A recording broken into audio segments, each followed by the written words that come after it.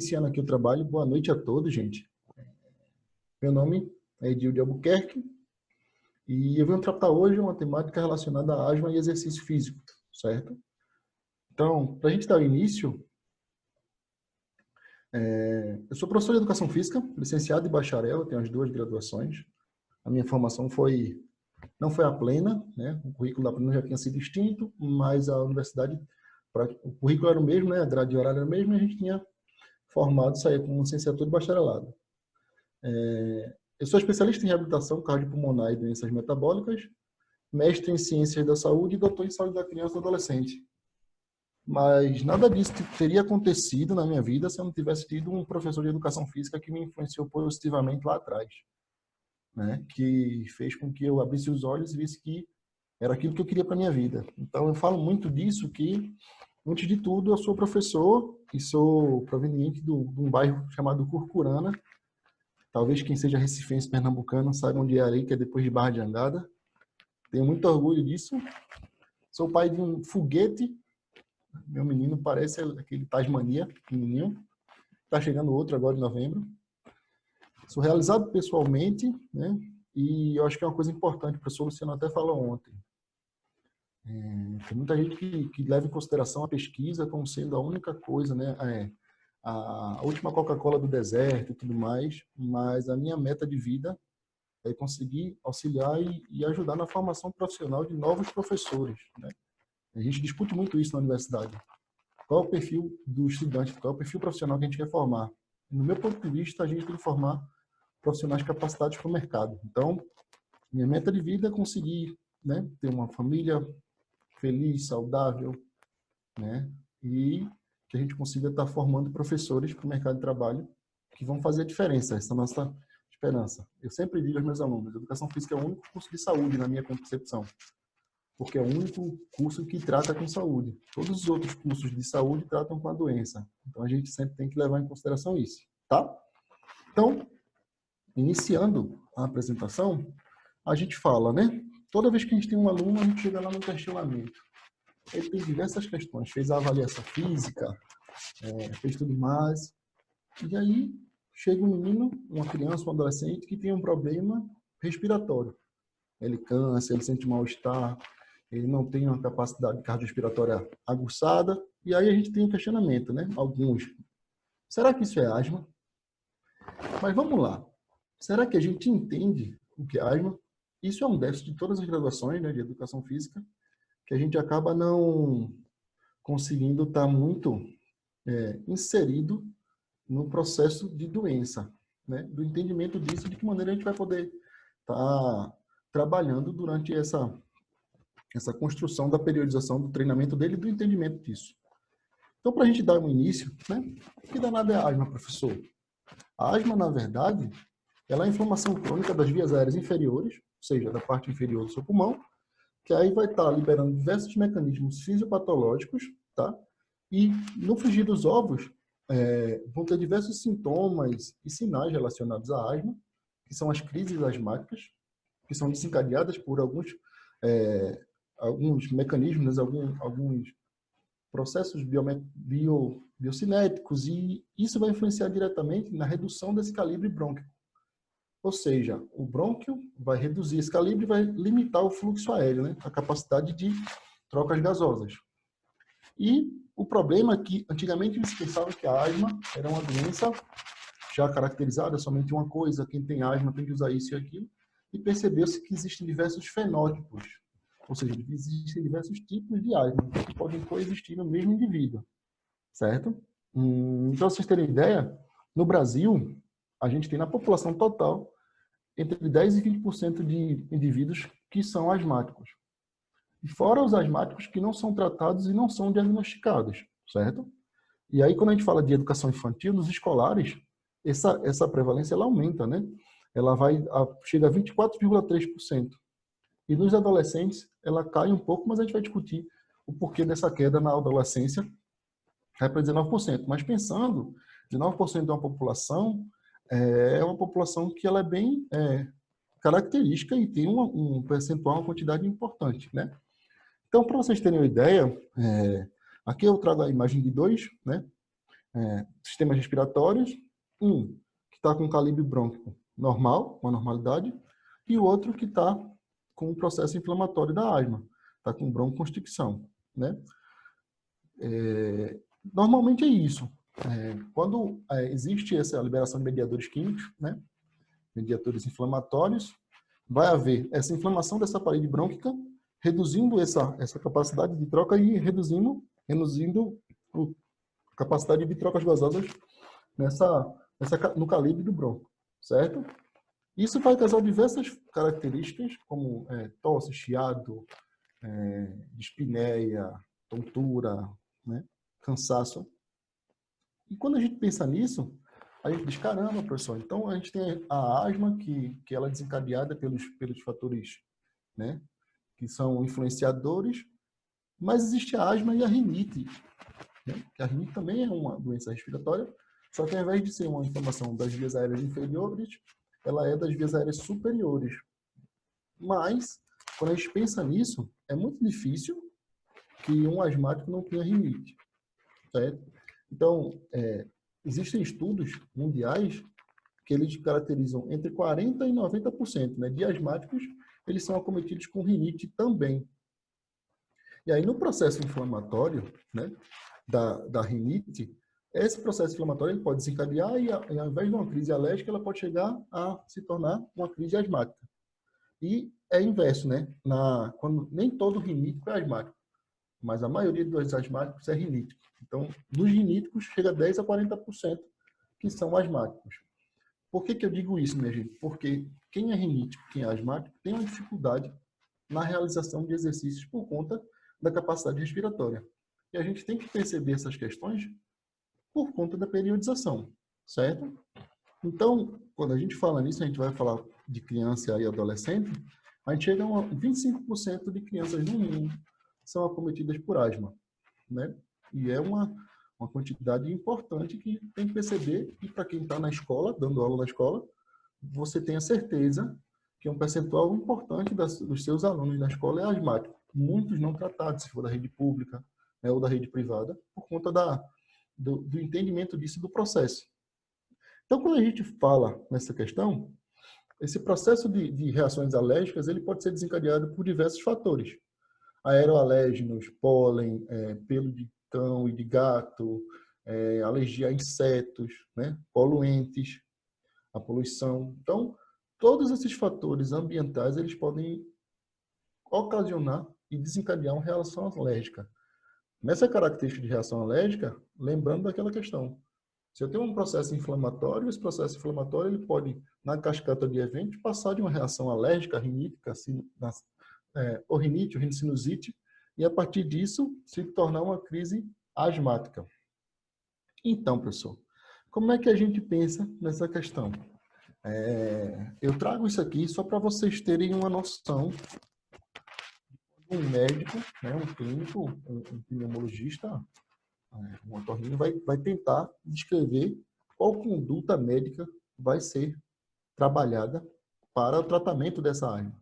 Então, a gente tem na horizontal, a gente tem a característica, né? As características clínicas observáveis na asma, e a gente tem lá os fatores prognósticos, fisiológicos, a patologia e a clínica. E a partir disso, a gente tem diversas características. Ó. Na clínica, por exemplo, tem a idade e gênero, se foi do início precoce ou tardio, ou seja, se a criança ela já nasceu, ou na primeira infância ali, no recém-nascido, ela já tinha as caracterizações da asma, mas a asma ela só é diagnosticada, fechado um diagnóstico a partir dos 2 anos de idade, né? Se ela é associada ao tabagismo, existe a asma pré-menstrual, a asma ocupacional. Então, são diversas características aí que a gente vai estar tendo que perceber, não para diagnosticar, mas entender, certo? Quando a gente fala disso, a gente tem os diversos fenótipos que eu falei anteriormente. Quando a gente fala de fenótipos da asma, são as relações diretas que existem. O que o processo asmático vai ocasionar e a partir de onde, não? Existe a asma alérgica, a asma de início tardio, associada à obesidade, associada ao tabagismo, não alérgica, neutrofílica, intolerante à aspirina, né? A limitação ao fluxo aéreo, quando tem um remodelamento aéreo, e a que a gente vai se ater é que é a asma associada ao exercício. Então, eu pergunto a vocês, depois que a gente viu todas essas questões, né? Eu tenho a percepção, eu tenho um aluno lá na minha escola ou na academia, que ele sempre chega colisando. E aí, no processo do exercício, durante a periodização, ele cansa, ele não consegue ter um rendimento. E muitos professores dizem, né, ficam naquela, isso é moleza, principalmente na escola, né? O menino está fazendo corpo mole. Nessa característica, a gente fica pensando, tem muita coisa aí que a gente tem que entender para, a partir disso, a gente começar a olhar de outra maneira os indivíduos que são asmáticos e alérgicos, né, e riníticos, durante a realização dos seus exercícios. Então, a gente percebe algumas questões que até 2010 e antes de 2010 existia o termo, e na clínica médica existia aquela relação que é asma induzida pelo exercício. Não sei se algum já ouviu, né? Alguns de vocês já ouviram sobre que existe o tipo de asma e essa asma é induzida pelo exercício. E a partir de alguns estudos, né, o grupo de Sandra Anderson, principalmente de Caio, determinaram e descobriram que não é uma asma, né? Não é um processo asmático que é induzido pelo exercício. O exercício físico, na realidade, ele vai desencadear um broncoespasmo em qualquer indivíduo. A partir do momento que você realiza um exercício físico, que você tem uma alteração, né, um aumento da sua frequência cardíaca, e a partir disso, a sua capacidade cardiorrespiratória ela é aumentada para poder ter o transporte de fluxo, né, de metabólitos circulantes, e aí o seu oxigênio, o consumo de oxigênio vai aumentar, você vai existir, né, uma relação de ativação do teu trato respiratório. E o exercício físico, ele vai desencadear o broncoespasmo, certo? E aí, quando a gente fala de asma induzida pelo exercício, já troca-se pelo entendimento de broncoespasmo induzido por exercício. Que aí essa é uma característica de 50% a 90% dos asmáticos são acometidos com isso. Ou seja, se eu tenho um indivíduo asmático, a probabilidade dele cansar durante o meu exercício ele é muito alta, certo? E quando você pensa na população asmática, chega numa quantidade de 50% a 90%. E em riníticos, a gente tem um estudo em riníticos, que eu vou mostrar mais na frente, que ele chega a 47% de prevalência de broncoespasmo induzido por exercício. Mas muito disso tem a relação com os cuidadores do broncoespasmo, né? Os cuidadores que eu digo dos familiares, né? Como assim, professor?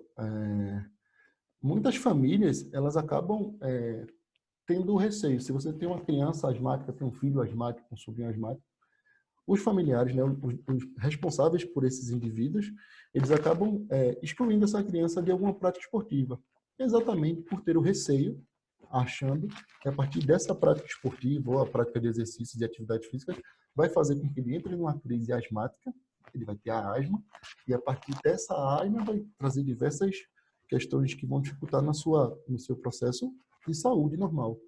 Eu tenho um filho asmático, né? O meu menino, ele tem 3 anos, e ele é asmático. Desde muito cedo ele faz tratamento. E a gente faz tratamento exatamente para poder que ele permaneça fazendo as atividades, né, os exercícios. E não existe nenhuma limitação nisso. O fato disso é que a gente tem algumas caracterizações. Eu vou tentar explicar, não vou me ater muito à questão da fisiopatologia. Quem tiver alguma dúvida pode entrar em contato comigo lá no Instagram, né? Que a gente pode conversar, manda um direct, que a gente posso estar mandando material para vocês também, não tem problema nenhum. Mas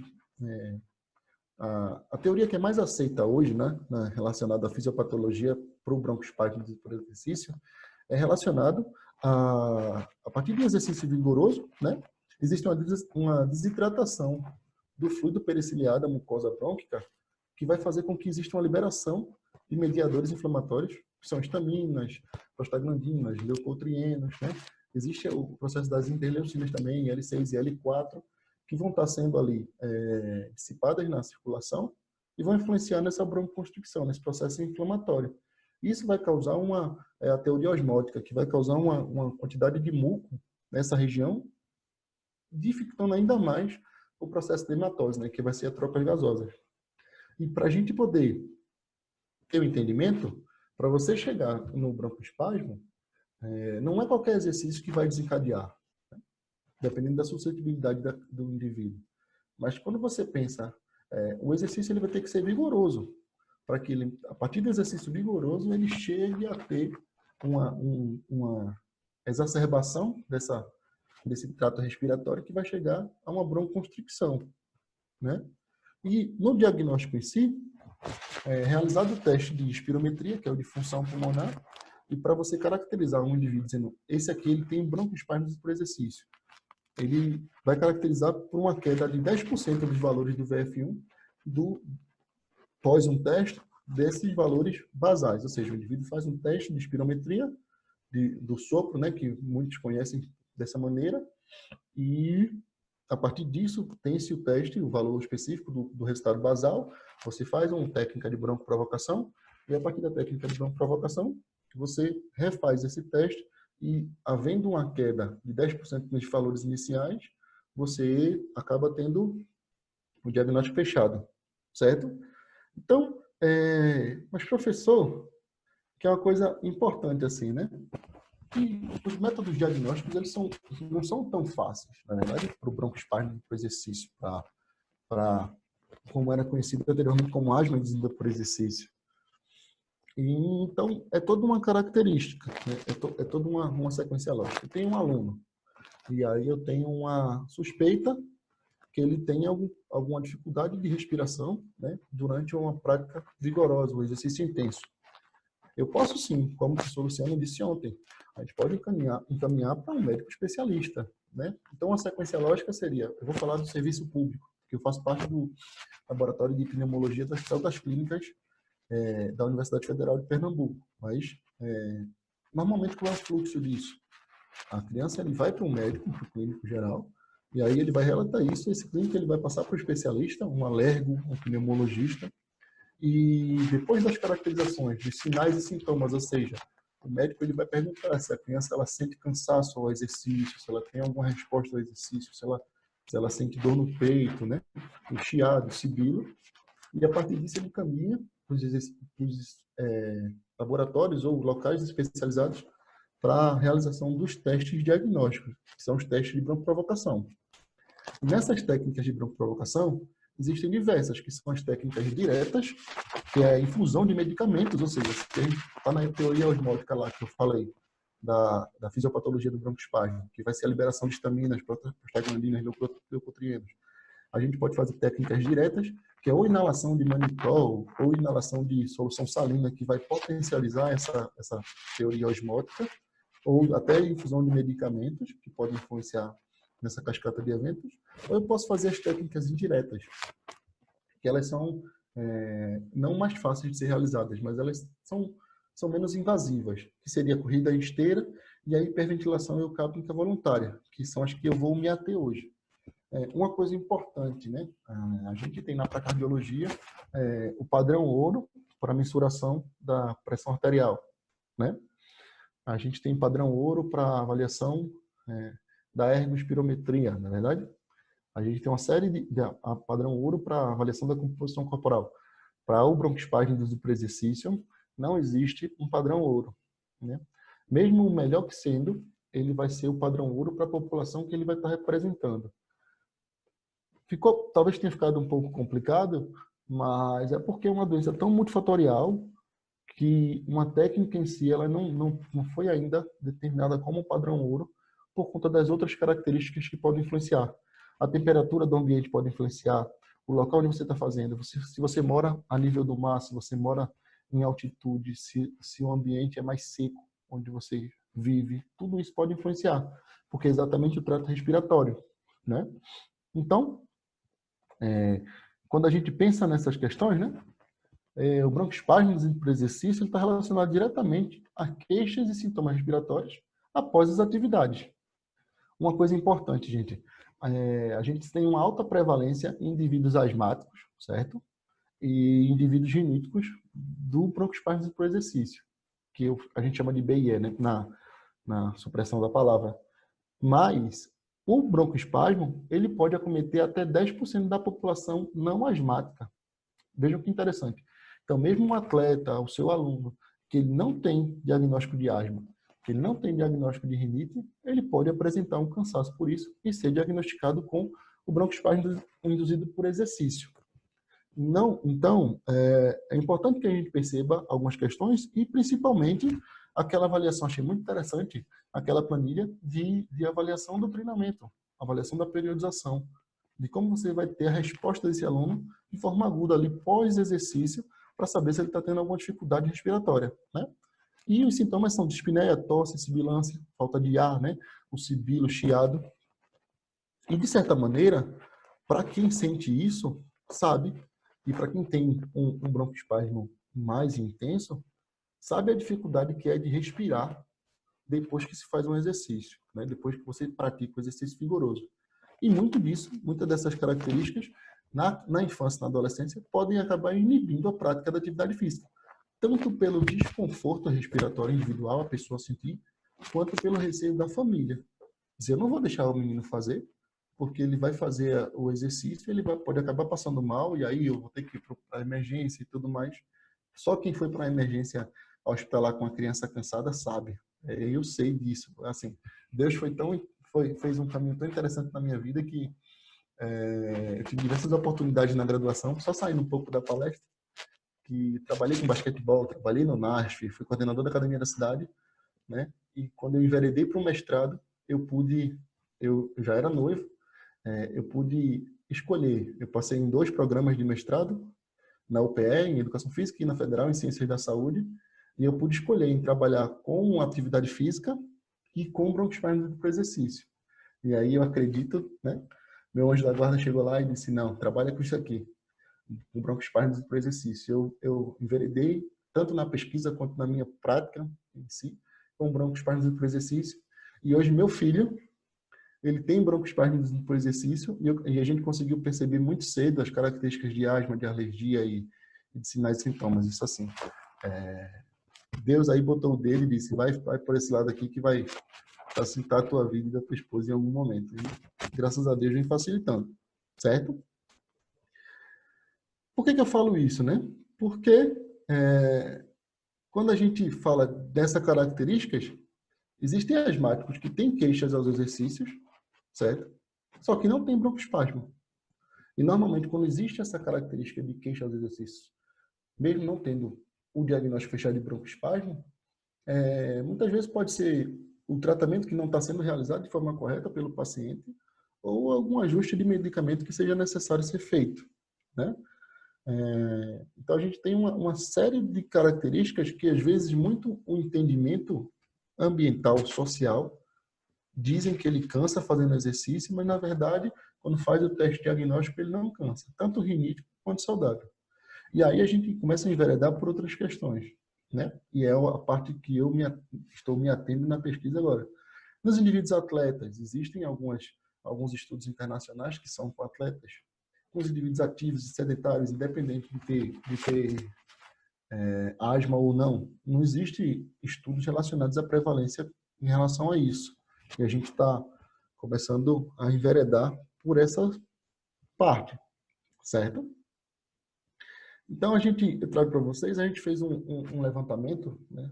Isso é um trabalho do grupo da gente pesquisa, que é o grupo de estudo em exercício e asma, do Hospital das Clínicas da Universidade Federal de Pernambuco, que o processo do broncoespasmo por exercício, ele traz diversas limitações, né, à atividade.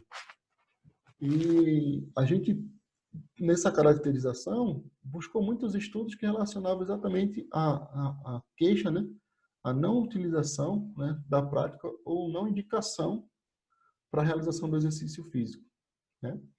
Então, quando a gente percebeu e a gente ampliou os nossos estudos, a gente viu, que muito estava relacionado à relação materna e parental das atividades físicas, né? De você, não, meu filho não vai fazer exercício, não vai praticar nenhuma atividade porque ele vai cansar. Então, aquilo ali acaba inibindo o menino, ele acaba fazendo mais uso de tela, acaba indo para outros tipos de atividades que não são relacionadas ao movimento humano por causa do receio da família em como é que se diz? Em estimular a prática do exercício físico. A gente saiu 2 estudos nossos comprovando. E quando a gente foi ver os resultados desses estudos, para você ter ideia, né, vamos supor que a gente tem uma numeração de 100% de mães que, que inibiam ou não deixavam os seus filhos para praticarem exercícios. Desses 100%, apenas 20% desses 100% que não praticavam exercício tinham broncoespasmo propriamente dito diagnosticada. Os outros 80% não tinham e não praticavam por receio familiar. Então, é muito do entendimento nosso. A gente fala muito de educação e saúde. A educação física trabalha muito nessa característica, né? De educação e saúde, o que pode ser feito. E a gente trazer um entendimento, né, na saúde pública de que o exercício físico, quando o indivíduo é asmático, ele é totalmente recomendado. E aí vai ser necessário que outras caracterizações, né, estejam em conjunto. A mesma questão da hipertensão. Se o indivíduo hipertenso, ele chega lá com a pressão alta, você vai inferir o exercício, né? A gente vai fazer a prescrição, a periodização do treino ali, ele vai realizar aquela sessão de treino? Eu espero que não.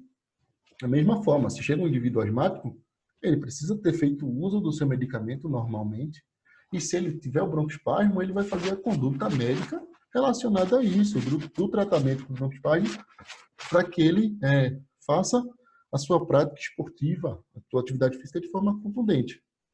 Tá? Então, a gente teve outros estudos nossos que saíram, que a gente veio trabalhando com essas questões, né? Um estudo nosso com atletas de futebol aqui em Pernambuco também viu uma série de caracterizações que o atleta de futebol de um clube, o Atlético Pernambucano, um clube amador aqui, que participa do Campeonato Pernambucano, que eles tinham, né? A gente fez a avaliação, a periodização, tudinho, a análise, né? A avaliação do broncoespasmo, fez todo o teste diagnóstico, e nos atletas a gente viu uma quantidade razoável de atletas com broncoespasmo por exercício que não eram tratados. E aí, muitas vezes, na periodização do treino, né, na modulação do treino, eram atletas que, em alguns momentos, na característica do treino, da periodização da preparação física, não tinham rendimentos coerentes com outros indivíduos. Então, a gente conseguiu estar passando esse resultado a essa equipe e eles acabaram tendo melhorias nisso, né? Buscando tratamento, fazendo com que os seus atletas chegassem a um rendimento mais condizente, tendo em vista aqueles 10% lá que não eram asmáticos. Outra coisa interessante, gente, a asma ela tem um período de latência, né? O que é período de latência, professor? Existe um momento que ela é mais exacerbada, que ela é mais potencializada. Existe uma janela de dúvida até os 2 anos para saber se essa criança ela vai ser alérgica ou se ela vai ser asmática. E a partir da construção desses 2 anos, o que a resposta dela ao tratamento dos medicamentos vai dizer se ela vai ser asmática ou não. Muito se fala, né? Acho que muitos de nós, eu já ouvi isso, e muitos de vocês já ouviram falar, que um menino é asmático, e aí normalmente o que era indicado para esse menino? Então, bota ele na natação. Não é verdade? Bota ele na natação, porque na natação ele vai ter a melhoria da capacidade respiratória, né? Ele vai conseguir respirar melhor, isso vai fazer muito bem. Olha o dedinho. Era o que mais me indicavam. Olha Todos aí. os médicos falavam isso para mim. E eu vivia na natação, gostava mais ou menos, mas meu negócio era jogar bola e outras coisas. Odiava trocar um por outro. Exatamente. Mas pensem, isso foi há muito tempo. Não há muito tempo. Existem algumas condutas que ainda indicam isso. Mas é muito complicado, gente. Lembra quando eu falei sobre técnicas diretas de broncoprovocação? Quando você está na natação e a piscina não é tratada deionizada ou com ozônio, o que seja, é tratada com cloro, a probabilidade dessa criança asmática, se ela for suscetível, ela cansar durante a natação é muito maior do que se ela estivesse jogando bola, se ela estivesse entendendo pipa, se ela estivesse jogando bolinha de gude. Cansei, ô Edil, desculpa estar Oi, atrapalhando. Cansei de ter isso. tá Aí o vendo? professor, ele pedia para eu fazer aquela respiração emergindo na água, Sim. submergindo. Toda vez que E, eu cansava durante o treino, ele pedia para eu ficar fazendo lá até melhorar. e aí, veja que interessante. Eu não estou querendo apontar o dedo para o professor, porque eram conhecimentos, né, e ainda são conhecimentos que não estão acessíveis a gente da educação física. Mas isso aí, esse tipo de respiração, a técnica de respiração das braçadas, né? Você faz 3 braçadas imersas e uma, né? Submersas e uma imersa. Quando você faz a respiração, que você faz o giro da cabeça, você respira pelo nariz, pela boca e solta pelo nariz. Esse processo de inalação, você inala o cloro que está ali imerso, ó, na piscina, na lâmina d'água. Esse cloro ele pode desencadear o processo de broncoconstricção, que aí vai causar esse processo de cansaço que tu tiveste. Entende? Provavelmente era falta de conhecimento e falta de acervo mesmo, porque eu tenho 30 anos, então isso daí foi há 20 Não é. anos, 20 e poucos anos. É verdade, é verdade. E o modelo de formação também, na verdade, assim, há 20 anos atrás, há 30 anos atrás, a gente sabe que era um modelo de formação diferente.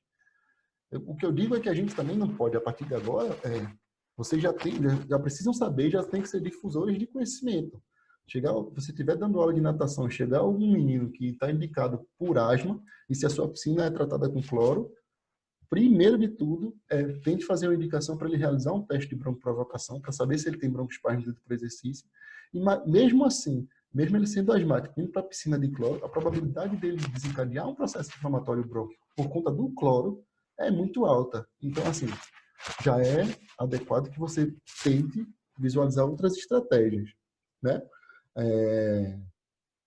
E aí, nos nossos estudos, a gente começa a perceber exatamente isso, né? Existe esse período de latência que a asma ela é mais forte e ela pode, né, a partir na adolescência, ela pode sumir. E aí muitos vão associar se foi a natação que o menino fez mais cedo, se ele praticava exercício ou tratamento. E na verdade pode ser um processo de adaptação no corpo. O seu corpo ele já se acostumou e já tem os processos, né, de defesa e você vai ter essa normatização, né, essa readaptação do trato respiratório aos aeroalérgenos, aos processos inflamatórios. E aí o que acontece? A pessoa na fase adulta ela pode deixar de ter a asma, mas ela foi asmática na infância ou rinítica na infância e ela pode deixar de ter asmática. E vez ou outra tem um evento de exacerbação disso, de uma crise alérgica ou asmática.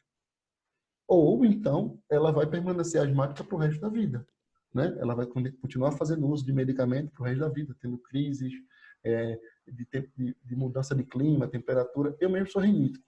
Estou morando em Caruaru, que é uma cidade do interior de Pernambuco. Hoje o clima mudou, meu nariz fechou, eu já percebo. É o Eu já sei, termômetro, é é o o termômetro termômetro, sensitivo da gente. é verdade. Quando o seu nariz já começa a fechar, você já sabe que ou vai chover, o clima vai mudar, ou está É. mais seco. Não tem Eu, como. eu tive uma pausa de 10 anos e meu pai teve uma pausa de mais ou menos 40 anos. E aí existe essa relação, né, da asma tardia.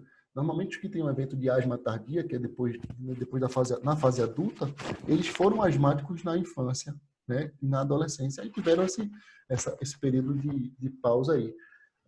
Uma coisa importante para saber, assim, é genético, minha gente. Meu menino, ele tem asma, 70% de chance por conta de eu ser rinítico, né? Então, o que a gente tem que fazer é procurar um tratamento e fazer com que... A gente sempre fala na genética, né? Que 70% é a carga genética e 30% é dos seus fatores ambientais e o que você faz para.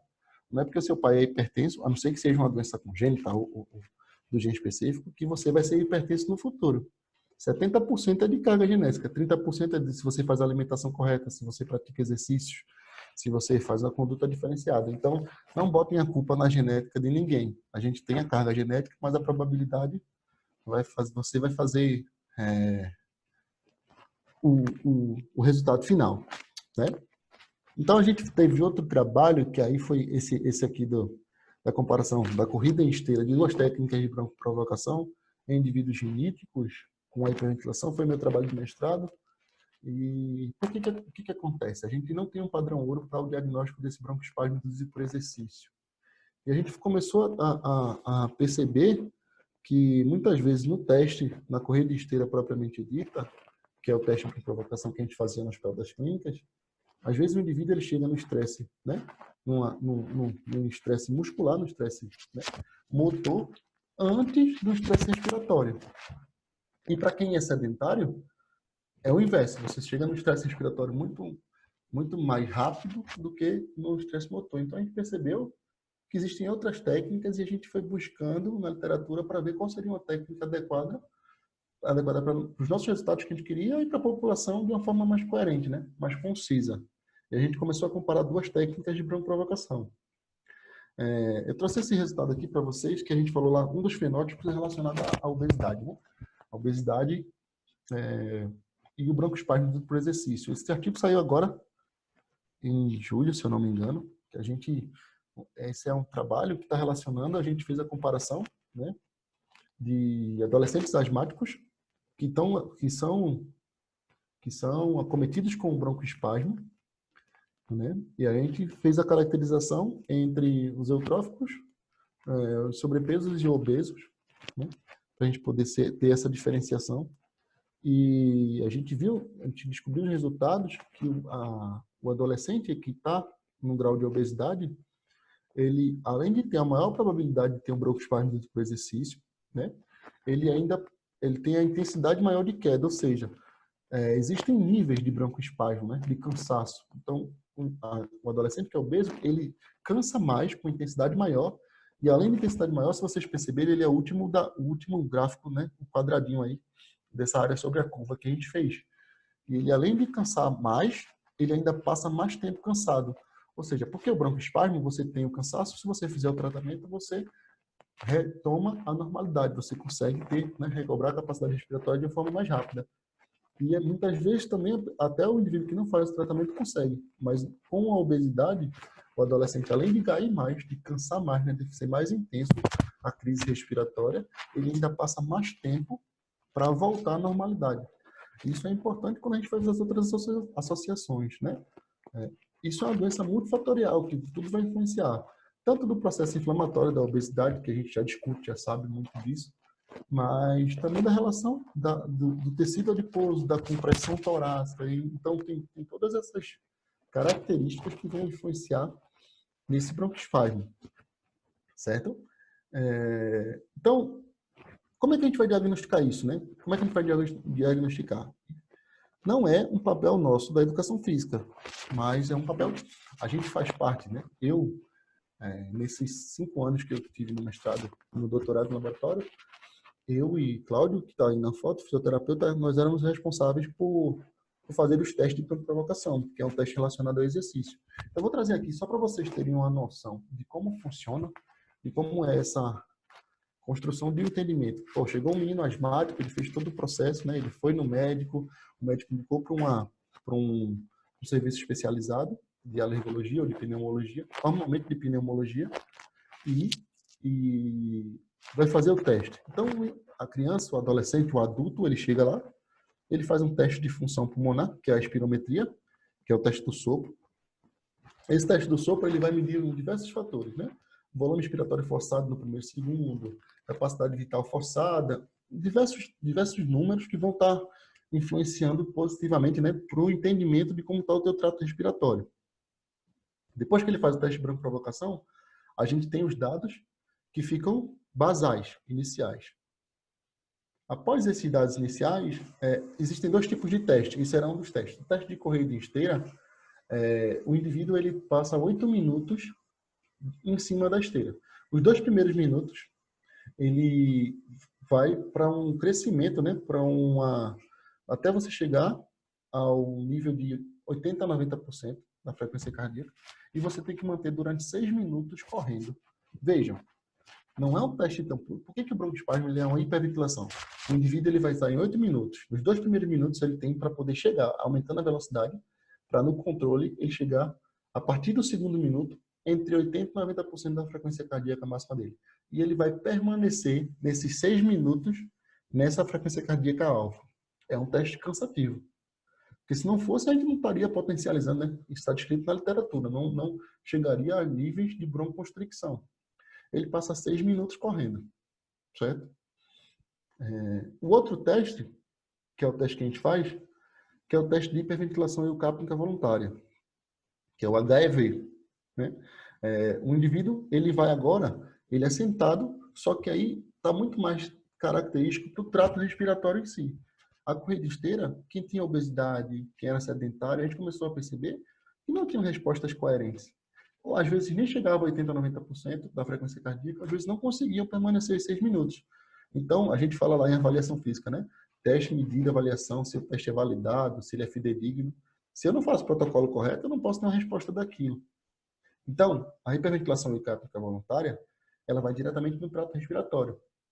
Aqueles mesmos 6 minutos da corrida esteira, agora vão ser 6 minutos hiperventilando uma solução que vai ser acrescida de 5% de CO2, né? Um gás, para evitar a alcalose metabólica, porque se você começar a fazer a respiração, se passar 2 minutos, você já está tonto, isso é a normalidade, então a gente acresce 5% de CO2, né? O gás já vem pronto da fábrica, e ele faz essa respiração para o trato respiratório, né? O estresse respiratório.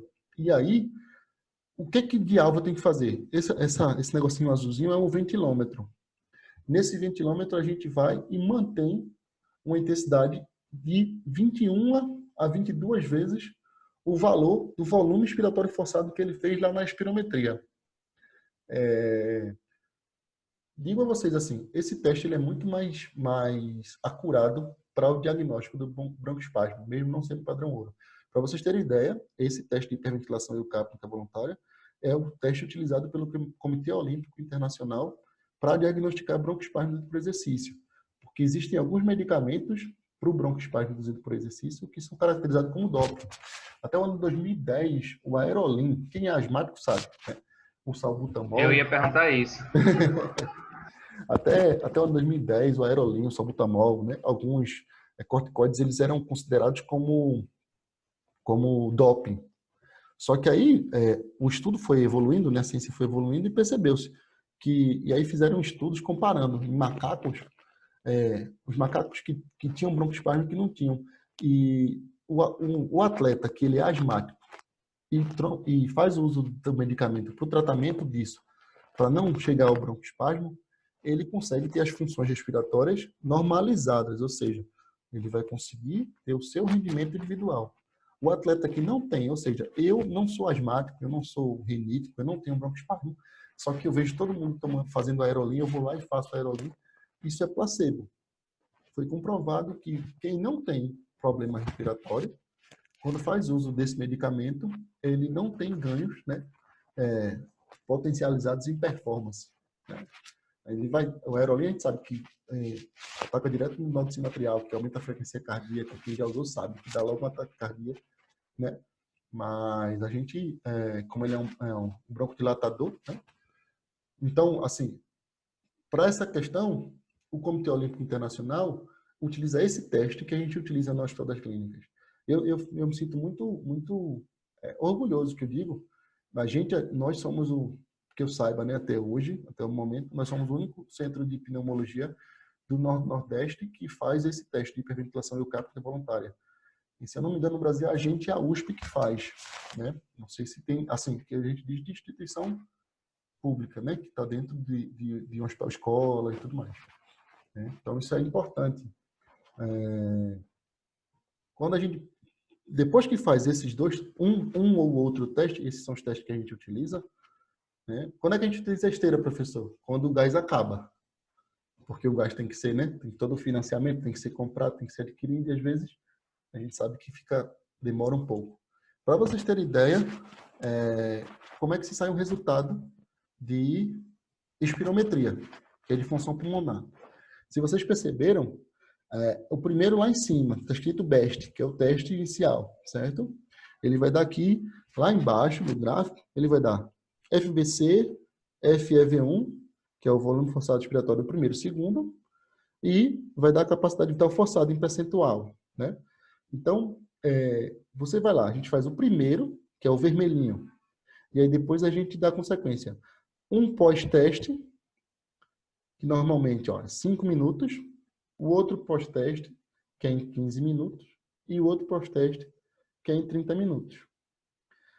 O que acontece aqui? A gente fez, isso aqui era um teste para caracterização e ver resposta ao broncodilatador, porque a espirometria também tem essa capacidade de você fazer o teste de espirometria e ver a resposta. Se você tem resposta, se você é asmático, esse é um gráfico de um indivíduo não asmático. Porque o gráfico de um desvio asmático parece um pico do Everest, assim, uma montanha bem aguçada, né? Uma curvatura, parece uma cadeira de praia, é que a gente chama. Mas quando a gente faz isso, a partir desse momento aqui, ó, vocês têm lá, não sei se vocês conseguem ver, eu espero que sim. Tem o BEST e tem o percentual do predito, né? E aí tem aqui, ó, -2 na sequência lógica, né? Na horizontal, tá, gente? -2, -5,8, -3. É esse valor que diz, se ele caiu -10 nesses valores, ele é diagnosticado como broncoespasmo por exercício. Então, se ele cai nesse momento, existe a necessidade dele fazer o retorno com o salbutamol, que é o aerolim, né? Para poder ter as funções respiratórias. Edil, tu fazendo esses testes no Hospital das Clínicas, já teve gente que teve problema, já teve gente que eu tive muito medo. E por estar no ambiente hospitalar, a gente conseguiu ter muita questão. Ou seja, teve uma aluna nossa que foi fazer o teste. Ela era aquela, eu tenho asma, professor, mas eu não trato, não sei o quê, eu faço todos os meus resultados, eu não uso medicamento, tá bom. A gente fez o teste de broncoprovocação com a hiperventilação eucápnica e ela caiu 40% da capacidade vital forçada do primeiro teste. Isso a gente já fica aqui, ó. Ela caiu a primeira vez 40, quando a gente fez a segunda com 5, porque isso aqui a gente fez 3 manobras. 5 minutos depois, 15 minutos depois e 30 minutos depois do teste. Mas no meu mestrado, eu fiz 3 minutos, 5 minutos, 7, 10, 15 e 30. Eu fiz 6 manobras. Então, a gente tinha um acompanhamento muito mais, né, mais agudo, muito mais próximo da provocação em si. Aí ela caiu nos 3 minutos, caiu nos 5 minutos, ela estava com menos de 55%. Aí a gente já entrou com medicamento. E aí, quando entrou com medicamento, fez, né, a sequência correta do medicamento, a utilização do medicamento, e é impressionante para quem usa o salbutamol. Se você está cansado e você faz a inalação, você tem um retorno muito rápido. Alguém quer falar? Rapaz, o pessoal pensa que é droga quando eu tô na academia.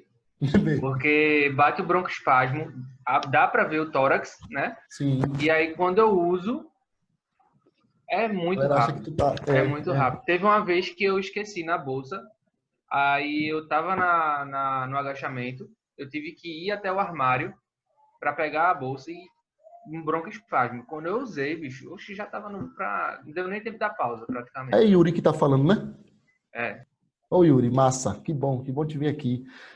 Yuri, tu já fizeste algum teste de broncoprovocação? Tu faz o tratamento para o broncoespasmo? Eu fiz ergospirometria, mas faz muito tempo, Edil. Foi só no meu diagnóstico, eu acho, que eu fiz Entendi. Vamos ver para tu fazer quando passar essa questão de pandemia. Pra tu... Aí, já tá vendo? Eu ia aguardar para falar com você no final da palestra algumas coisas. Porque eu não posso dar o diagnóstico, mas a conduta, normalmente, para quem tem um broncoespasmo e pratica o exercício, não é fazer durante, é você fazer o uso do medicamento meia hora antes de começar, que aí vai evitar que você tenha essas crises, entendeu? Mas aí é conduta médica, por isso que eu tô falando. Que assim, eu venho usando dessa forma, só quando eu tenho falta de ar. Entendi. Ou no broncoespasmo mesmo. Foi orientação médica. Eu não, por mais que eu esteja estudando, mas eu nunca entrei nessa área da asma. Entendi. Aí é isso que eu queria falar com você já. Depois, eu ia me convidar. Tá ótimo, tá ótimo. Sem problema nenhum, tá certo? Essa é uma função nossa da universidade, né?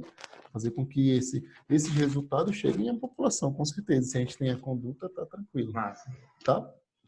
Então, eu trago isso assim, porque todo mundo fala, né? Pô, educação física é só jogar bola. Aí o cara pega um exame desse, né? Um aluno chega, professor, eu fiz um teste de espirometria, eu fiz um teste de broncoprovocação.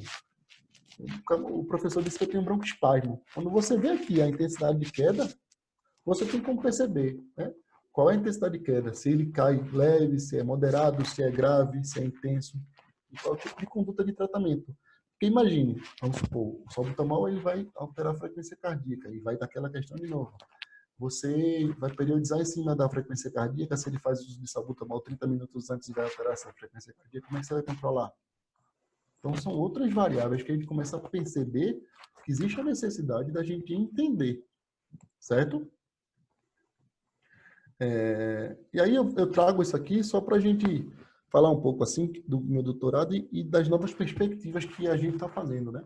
O nosso grupo, ele existe antes de eu entrar no Hospital das Clínicas, né, entrar na universidade, e já faz mais de 10 anos que trabalha com técnica de broncoprovocação. E agora, dentro do Hospital das Clínicas, a gente está trabalhando indo a fundo mais na relação da fisiopatologia, né? Do entendimento do processo fisiopatológico do broncoespasmo em si. Então, desse nosso laboratório, a gente já saiu, tem 3 patentes, né? Tem 3 equipamentos que estão em processo de patenteamento em relação ao broncoespasmo e à asma, propriamente dito. Existe, né, os estudos. Esse Eppendorfzinho aí que o meu orientador está segurando, ele é o condensado do ar exalado. A gente criou um equipamento para condensar o ar que o indivíduo respira, e a gente já percebe que existem estudos que fazem a análise bioquímica, né, a análise de citocinas nesse ar condensado, e a gente está buscando essas novas perspectivas. Além disso, a gente fez outra parceria com o grupo de química que está vendo o perfil de metabólitos, né, o perfil metabonômico desse mesmo biofluido, porque é um biofluido que não é invasivo, não é coleta de sangue dos indivíduos, da criança, do adolescente, do adulto, e sim, ele passa 15 minutos respirando no local, e esse ar é condensado e consegue fazer estudos em cima disso. Então, eu trago essas características para mostrar que a gente está num ambiente que não é tão fácil, né? Não só a universidade pública em si, por conta das questões da questão financeira mesmo de aquisição de equipamento, mas no ambiente, por estarmos no Nordeste, as coisas aqui serem um pouco mais difíceis. Então, só para a gente dar o fim, né, nessa minha intervenção, eu talvez tenha saído um pouco da perspectiva do entendimento de qual seria a palestra. Achar que eu fosse dizer qual é o melhor exercício para asma, né? Qual é o melhor exercício relacionado à asma e exercício. Eu trouxe aqui inquietações para a gente começar a perceber que vai muito mais além disso. E o entendimento disso, o exercício vai ser qualquer um. Vai ser a diferença da sua intervenção e o seu entendimento, como o processo fisiopatológico pode influenciar ou não do seu aluno. Alguém quer falar? Acho que não. Acho que abriram o microfone. Então... Boa noite, professor. Boa noite. É Josué. Oi, Josué. Tudo bem? Tudo bem. Eu queria saber se a piscina ela não tiver cloro, pode ser feito o exercício. Pode, Josué, pode. Né? Normalmente, hoje em dia, tem muitas piscinas exatamente por perceberem, né, os indivíduos asmáticos e níticos, que são tratadas com ozônio, né, deionizada, outros produtos que aí pode ser utilizado mesmo. A gente procurei muito para nosso filho fazer aula de natação, mais novinho, mas era difícil de encontrar a piscina que não era clorada, né? E graças a Deus no condomínio que a gente mora, a piscina é tratada com deionizado, e aí ficou mais fácil. Beleza? Você tá lembrado de mim, né? Oi? Tá lembrado de mim, né? É porque eu não tô te vendo. Quando eu terminar aqui, eu vou começar a ver vocês, e aí eu consigo lembrar com certeza. Josué, o nome eu me lembro, fisionomia daqui a pouco eu vejo. Foi lá do oitavo período, 2017, na BGM. Ah, massa, Josué. Fechado. Que bom. Inclusive, eu fui laureado. Olha aí, que bom. Parabéns, cara. Parabéns. Coisa boa. Estou continuando aí. Eu tenho uns trabalhos, depois eu queria falar com o senhor. Tá certo, tá ótimo. Eu tenho um trabalho referente realmente à longevidade e à fonte da juventude. Tá ótimo, vamos conversar assim, com certeza. É muito bom. Inclusive, eu voltei para a faculdade, eu estou fazendo fisioterapia. Legal, muito bom. São profissões que se complementam. Eu entrei agora, mas inclusive eu já fiz um curso de laserterapia, eu já comprei um equipamento muito bom, que ele é fantástico. Depois eu converso com o senhor a respeito disso. Tá ótimo, fechado, combinado. Ele é top, top. Inclusive é uma revolução realmente na medicina, realmente, que dá saúde realmente ao indivíduo. Entendeu? Vamos embora, deixa Sem necessidade de remédio algum. Aí, calma lá, que Harry Potter é complicado ainda, né? Mas a gente vai atrás. Não, com certeza, com certeza. Mas vamos embora. Usando a minha família com resultado surpreendente. Josué, pelo amor de Deus, mas não manda ninguém parar de tomar remédio fazendo uso de equipamento. Não, eu não estou mandando ninguém parar de tomar remédio, não. Estou dizendo que ele dá. Sim, Não, eu não tenho autoridade para isso, não. foi ótimo. Mas tá bom, vamos, a gente conversa assim. Viu? Mas eu estou fazendo só na minha família. Fechado. Então, o que que eu penso, né? Só para mostrar a vocês nesse entendimento, e aí eu trago uma coisa que quando eu tenho a oportunidade de estar sempre conversando com alunos profissionais que não são daqui, né? E eu sempre trago esse pensamento, que talvez alguns conheçam, alguns não. Quem não conhecer, procure, que é um texto muito bonito, né? Recitado pelo grupo Rapadura Chique Chique, que, se eu não me engano, é daí do Ceará, né? Então, por que eu digo nordestino em qualquer lugar? Porque a gente aqui no Nordeste, a gente acaba tirando leite de pedra.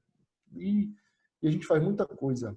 Coisas que a gente faz dentro do laboratório, que para muitos seriam impensado, né? A tentativa de realização, coisas que o Luciano faz com hipertensão e treinamento, coisas que Breno Pará faz, são muito importantes, né? E a gente sabe muito disso. Então, eu termino nesse momento só para fazer a leitura desse parágrafo, né? Desse trecho da música, para a gente poder refletir, certo?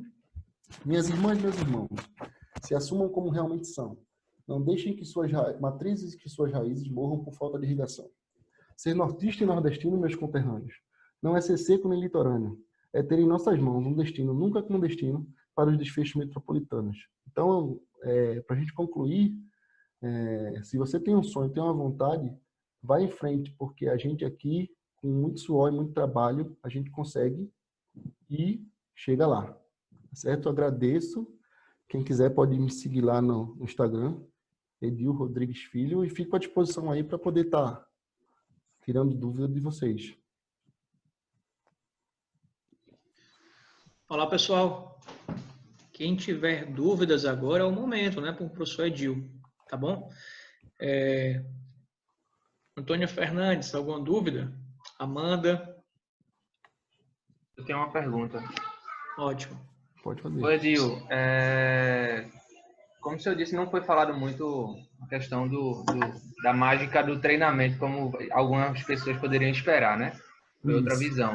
Mas achei muito importante, achei massa. Mas eu tenho uma dúvida em questão a treinamento. A gente vê que tem muita questão de biomarcadores e outros tipos de exames que a gente faz, como o uso de parâmetros para a gente ter uma melhor performance do paciente ou atleta. E na asma, isso tem também, como a gente fazer esse monitoramento dentro de uma periodização, para ir usando esses exames ou marcadores como uma fonte para isso. Porque, por exemplo, na intensidade a gente consegue a frequência cardíaca e tal, essas coisas, né? Como é na asma? Na asma a gente vai muito na resposta em sinais e sintomas, né? A resposta aguda, tu queres dizer, não é verdade? Porque existem equipamentos, né? O Peak Flu, eu não sei se muitos já falaram, já ouviram falar, que você faz uma respiração forçada e você precisa manter uma bolinha numa altitude, num local. Existem avaliações agudas, né, relacionadas ao entendimento do trato respiratório, existem até treinamentos com esse Peak Flu para você melhorar a capacidade respiratória, né? Muito disso até foi utilizado na fisioterapia respiratória para o tratamento de Covid, né? Tratamento de prevenção para idosos e grupos de risco. Para a questão aguda de controle, Yuri, não existe assim, sabe? Não se tem parâmetro. A gente está com um trabalho com um doutorando lá na UPE, eu estou auxiliando, né? Junto do grupo, que a gente está vendo uma relação diretamente isso assim, né? Vai ver os indivíduos que têm um broncoespasmo do exercício, vai fazer isso que tu estás falando, fazer um protocolo de periodização de 12, 16 semanas e ver se esse tipo de treinamento vai influenciar de que forma. Então, a gente está fazendo um cross-section, né? Vai ser, um grupo vai fazer treinamento intervalado, outro grupo vai fazer circuito, outro grupo vai fazer treinamento resistido, outro grupo vai fazer somente treinamento aeróbio, para a gente poder começar a ter resposta. E aí eu digo, minha gente, por que a gente não sabe? Porque são poucos da educação física que estão inseridos nesse espaço de nicho de mercado. Não é nicho de mercado, mas é nicho de conhecimento, né?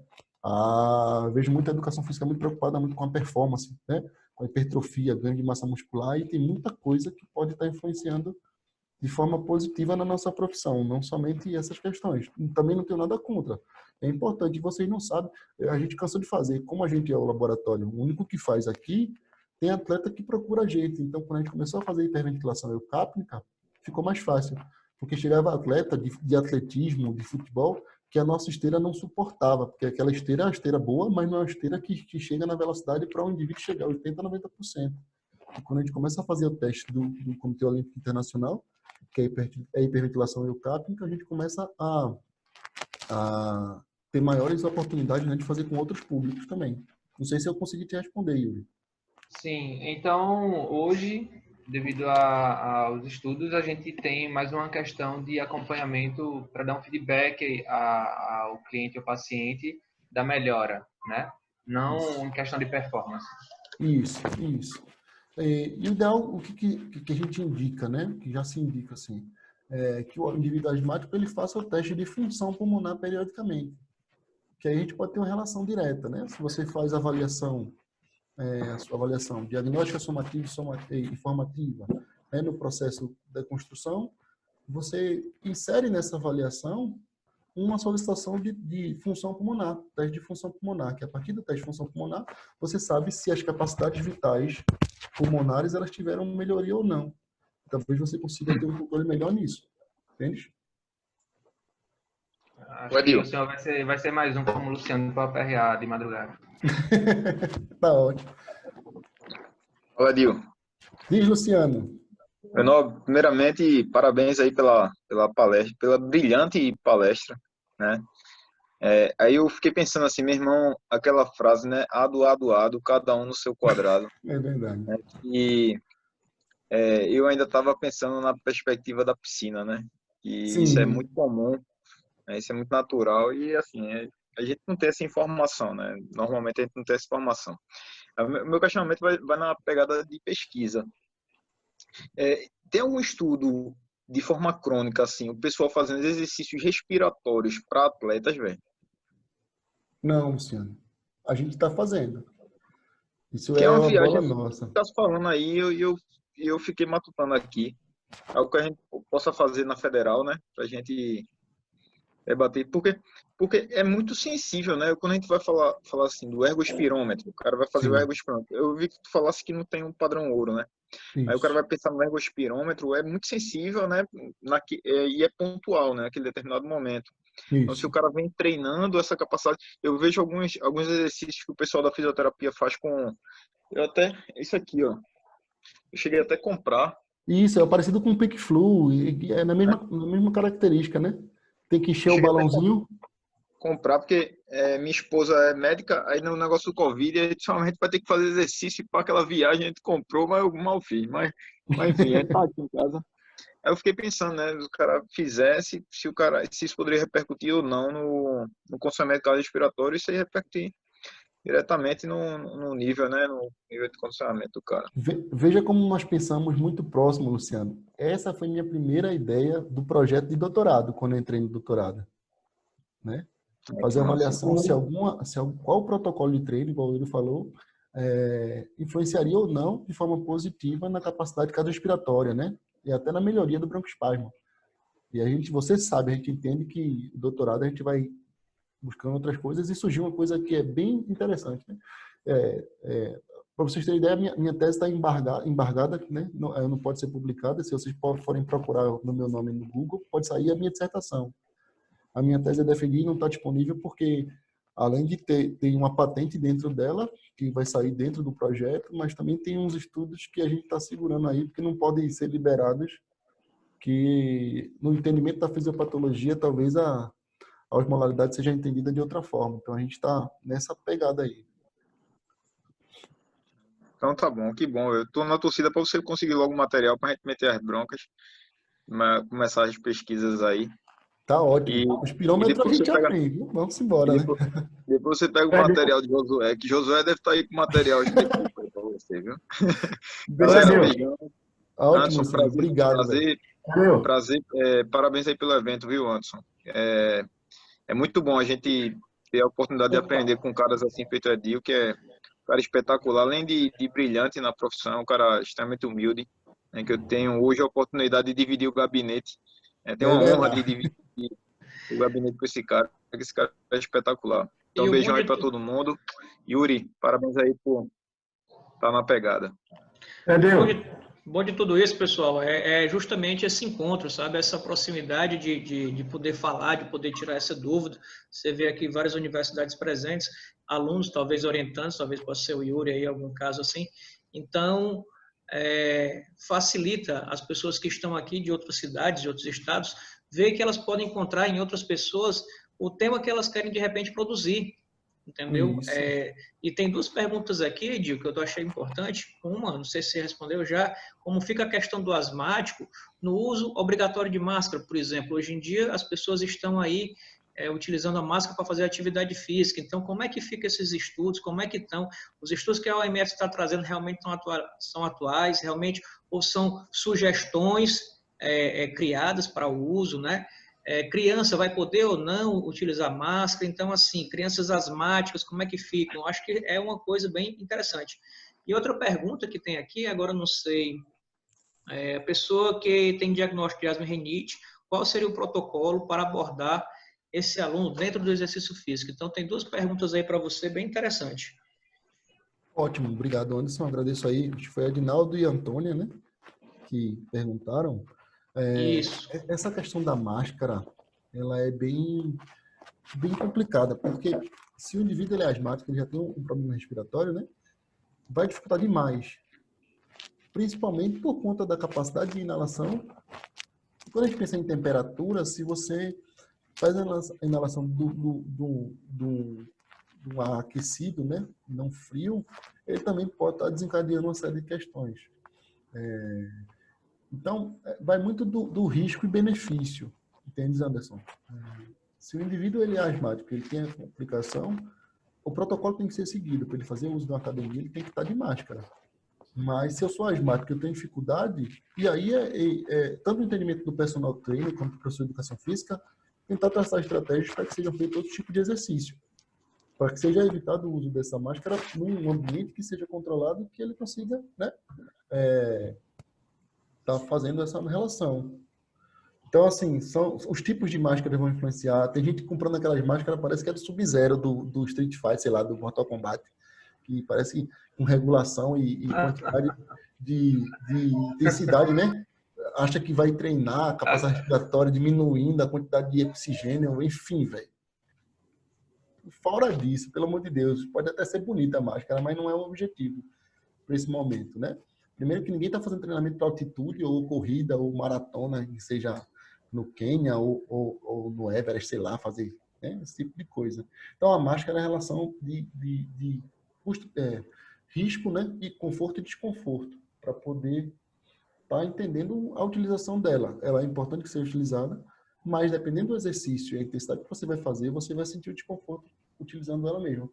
E se for um ambiente, no ar-condicionado, fechado, você de máscara, você fazendo aquela inalação, e não tendo um aquecimento dessa temperatura, ela pode potencializar também uma broncoconstricção. Outra pergunta... Eu tenho uma pergunta, Edil. Só deixa eu responder a de Alexandra, né? Sobre o tipo de exercício para asmático e rinite. Na verdade, não tem um protocolo fechado, sabe? Não tem um protocolo fechado, um tipo de exercício para um asmático rinítico. Ele pode fazer qualquer exercício.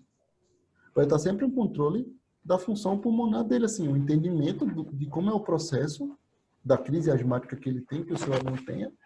E normalmente, o asmático adolescente, adulto, ele já sabe muito, ele já tem muita característica, ele já percebe quando ele vai entrar numa crise. Então, a gente tem que estar muito ligado nisso, fazendo as avaliações, fazendo os controles, né? A percepção de esforço, a percepção de intensidade, a escala de intensidade de treino, isso é muito importante durante o treino. Não existe um protocolo fechado para abordar dentro do exercício em si, certo? O controle de intensidade é o mesmo. Ele vai ter que estar fazendo uso de medicamento, né? É até potencializado os pneumologistas, os alérgicos que estão agora, né? Que normalmente os que eu conheço aqui em Pernambuco são sempre voltados para que eles estimulam a prática do exercício físico e procurem um profissional de educação física que seja capacitado para estar acompanhando isso, tá? Josué, né? Olha, a respiração neoclínica poderia ajudar a essa população asmática? Desculpa, Josué, responde. A respiração neutrínica poderia ajudar essa população asmática?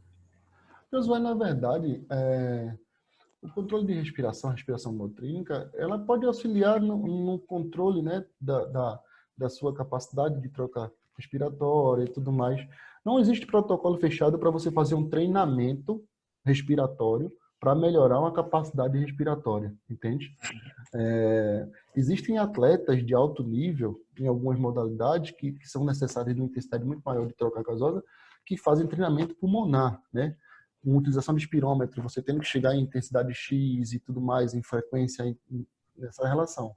Mas não existe relação direta. Você vai ter melhorias, pode ser que exista uma melhoria na sua capacidade respiratória, mas não está relacionada à capacidade respiratória ao exercício. Ok. Obrigado. De nada, Josué.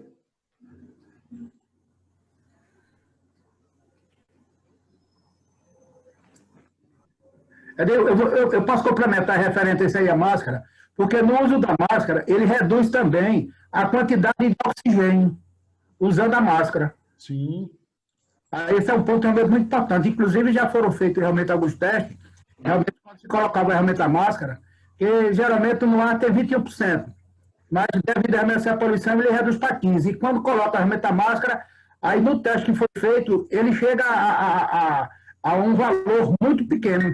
Se o cara já... Mas vai dificultar mais ainda ele. Com certeza. Então, tem muitas coisas assim. Aquilo que eu falei, risco e benefício. A gente tem uma gama de possibilidades de exercício físico que podem ser utilizados. Mas aí vai do aluno. O aluno quer ir para o treinamento, ele quer ir para a academia, ele quer fazer um treino de crossfit, o que seja, e ali o protocolo é com utilização de máscara. Amigão, você tem que usar o protocolo, tem que seguir o protocolo. Então, vai ser muito da nossa capacidade de inferir intensidade para não potencializar uma crise asmática durante o exercício.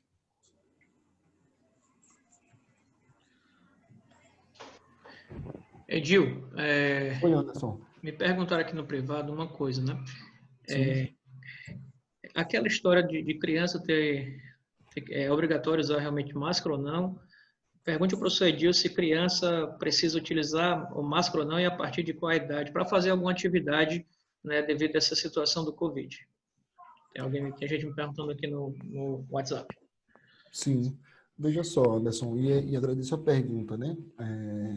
Uma das maiores dificuldades da criança utilizar a máscara é ela permanecer com a máscara durante o exercício. O entendimento, né, da caracterização disso. E existe a relação, se a criança é asmática ou não. Existem algumas normativas que não obrigam, não tem a obrigatoriedade das crianças realizarem as máscaras. São coisas que eu fico preocupado, vamos supor, aqui em Pernambuco a gente está voltando, existem protocolos para a volta das práticas dos esportes coletivos, né? Na iniciação esportiva, por exemplo. Então, é muito fácil no papel estar lá descrito que todo mundo vai ter que estar de máscara, mas quando você vai ter um aluno, quem teve aqui, turma de 7, 8 anos de idade, 9 anos, você não consegue controlar um menino de empurrar o outro, quanto mais controlar um menino que vai estar de máscara, ele tem que estar de máscara durante o exercício, que ele pode sentir um desconforto. Outra coisa, a máscara vai suar, ele vai babar na máscara, isso vai dificultar ainda mais, pode potencializar ainda mais a questão, né, do aquecimento desse ar que vai estar sendo inalado. Então, assim, não existe parâmetro fechado dizendo de obrigatoriedade. O protocolo está lá, né, que tem que usar. O problema é, na prática, como é que vai ser feito isso. Eu não vejo viabilidade, né. Eu posso até adentrar não somente na prática esportiva ou na prática de esporte, mas imagine um ensino infantil na escola, onde os meninos trocam brinquedo e trocam lanche, vai ter que estar todo mundo de máscara.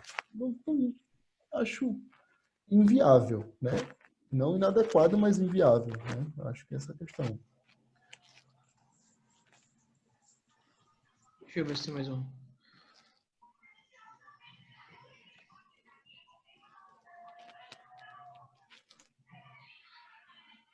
Se a progressão na prescrição é necessária. Não entendi essa. Eu Pergunta acho aí, que mais Gil. pra cima. Eu vi aqui. Eu acho que Roberta tem um problema, né? Que quando ela usa máscara. Foi porque a Roberta estava falando sobre o treino dela, que mesmo em intensidades moderadas e leves, ela tem usado muito a aerolim. Aí a gente discutiu um pouquinho, debateu, e aí no final eu disse ela para ela perguntar se seria necessário um ajuste na prescrição para que ela tenha uma progressão e consequente redução do uso do. Roberta, valeu, Yuri, obrigado. O que eu acho, Roberta, é que você tem que conversar isso com o seu pneumologista. E se você tiver a oportunidade de fazer um teste de broncoprovocação para ver se você tem um broncoespasmo reduzido pelo exercício. Se você teria esse tipo de sintoma, né? Esse tipo de resposta, mesmo sem uso de máscara. Porque, e ver outras estratégias, né? Ver se essa questão do tratamento em si para a prática do exercício, que existem condutas diferentes.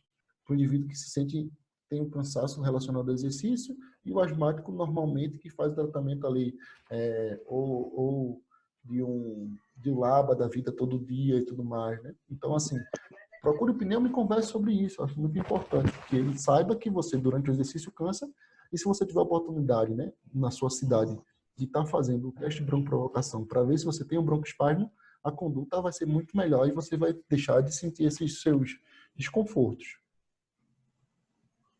Professor, Oi? está escutando? É Roberta. Tô. No caso, sem o uso da máscara, eu consigo realizar exercícios e não tenho falta de ar, não tenho crise de falta de ar, né? É mais com o uso da máscara só mesmo. Porque quando eu estou em casa aqui e não estou utilizando, eu consigo normal fazer os exercícios e não utilizo dos medicamentos, né? Muito bom. Uma questão importante por que você tem, provavelmente, com a máscara? Porque com a máscara existe uma maior dificuldade de troca gasosa, de você conseguir inalar, e você vai aumentar a sua taxa de frequência respiratória. E provavelmente com a máscara você chega em intensidades respiratórias que você sem a máscara não chegue. E aí você começa a estar relacionando e tendo broncoespasmo para o exercício. Eu estou elucubrando aqui, né, com possibilidades de respostas. Então, eu acho interessantíssimo você conversar com o seu pneumo. E se você tiver, você mora em Pernambuco, você é de qual cidade? Sim, sou de Vitória, sou sul do CAI. Olha aí, Roberta, tá bom? Então tá ótimo. Voltando à possibilidade, a gente pode estar vendo de ter uma indicação, né? O teu pneumo, provavelmente ele conhece o nosso serviço e a gente está podendo ter a indicação de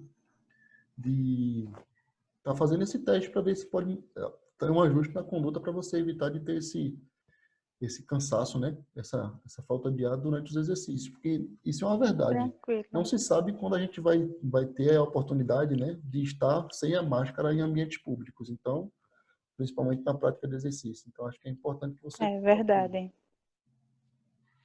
Ok, obrigada. De nada. Edil, eu acho que até a máscara, ela pode, até quando liberar na necessidade, eu acredito que algumas pessoas ainda vão continuar utilizando. É um legado que vai ficar da pandemia. Eu acredito que seja os totens de álcool gel, a máscara, até como modelo de moda, sei lá, alguma coisa, como estilo, alguma coisa pode ser que fique. E o termômetro, eu acho que toda academia, instituição que vai ter um grande número de pessoas, uma frequência, vai ter essa questão do termômetro. Então, alguns cuidados que eles hoje são utilizados como protocolos, acredito que vão continuar, que vão ficar sendo utilizados para justamente ter um controle sobre isso em algum momento, tipo um controle realmente de segurança sanitária, né? Isso são legados que vão ficar, o que eu acredito que vão ficar, né, durante mesmo que a OMS libere aí, não vai ser mais necessário utilizar máscara, não vai ser mais necessário isso, está todo mundo vacinado, acredito que fique, né, sim, parte da população utilizando. É um espelho da cultura oriental, né, que eles já faziam uso há muito tempo, e aí o pessoal vai começar a enxergar isso de uma forma com menos preconceito. Isso. O que eu acho também, minha gente, que é um novo normal que não era para ser novo. O asseio, a limpeza das mãos, né? O cuidado com coisas que tem contato com outras pessoas externas, assim. O que a OMS fala? Para você lavar as mãos, passar álcool em gel, isso, no meu ponto de vista, não era para ser novo normal, isso era para ser normalidade, né? De você ter esse tipo de conduta, mas isso é verdade. Concordo contigo, concordo que isso vai ser um legado. Professor, Oi, Edivânia.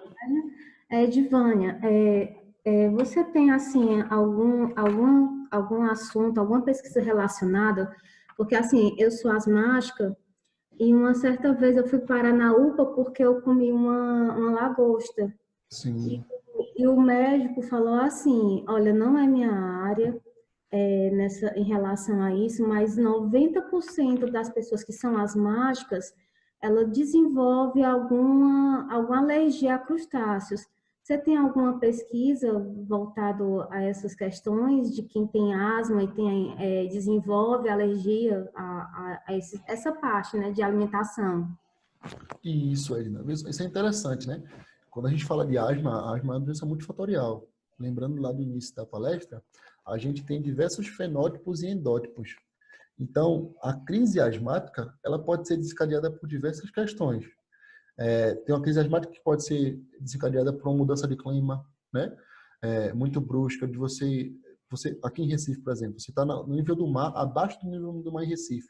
Quando você vem para o interior, que você passa por Gravatá, Caruaru, você já aumenta a altitude.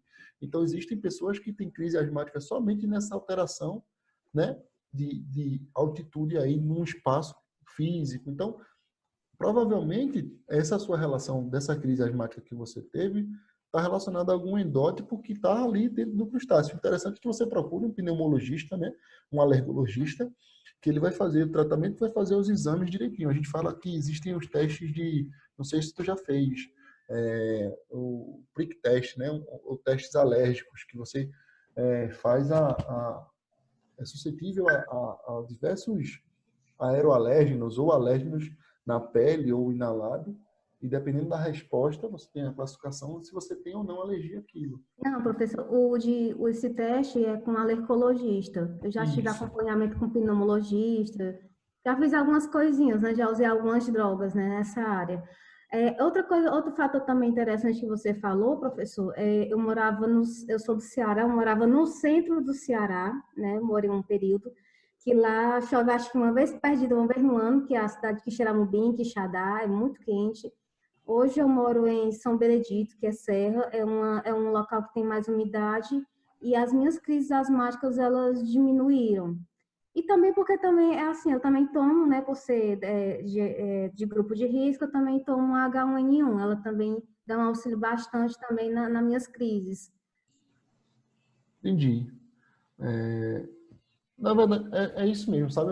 Eu acho que você precisa procurar um alergo, né? Um imuno, porque normalmente aqui a gente tem alérgico e imuno, né? Que são a mesma residência, os mesmos especialistas, que vão poder estar te acompanhando melhor nessas questões. E talvez até descobrir que talvez não tenha sido a lagosta, pode ter sido algum tempero, alguma coisa do tipo. Então, é uma caixinha de surpresa, né? Que a gente fala assim, que é um negócio que você vai perceber.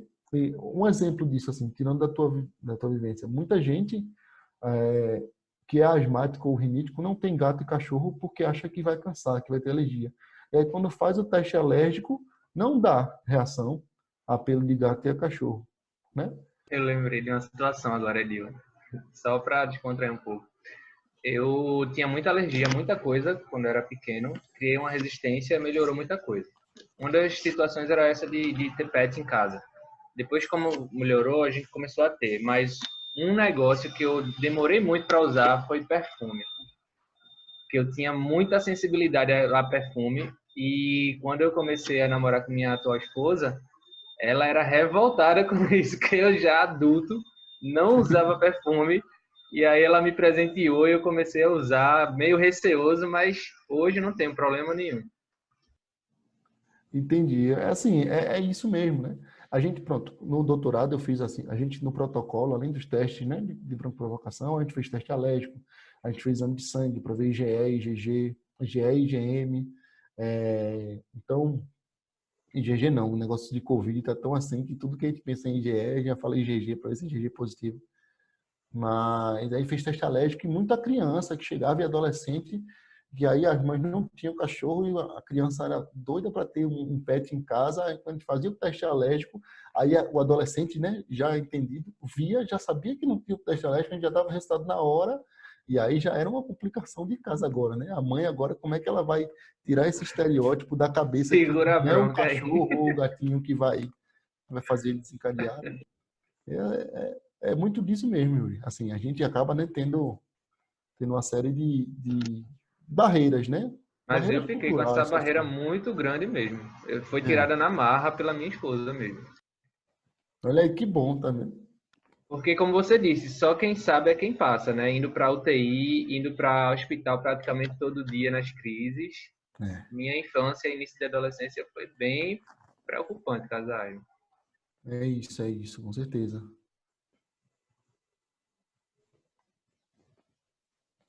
Mais alguém, pessoal, para perguntar ao professor Edil? Alguma pergunta a mais? Poxa, hoje está tendo